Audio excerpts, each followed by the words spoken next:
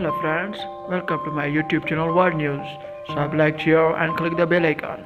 Don't forget my video. More than 1 million Americans and Canadians are facing Christmas Day without power as a massive winter storm continues to pummel North America.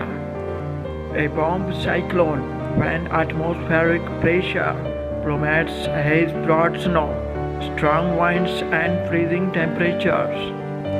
Nearly 2.50 million are affected, and at least 19 deaths have been linked to the storm at extents more than 2.00 miles, 3.00 kilometers from Quebec to Texas. Thousands of flights have been cancelled during the festive period.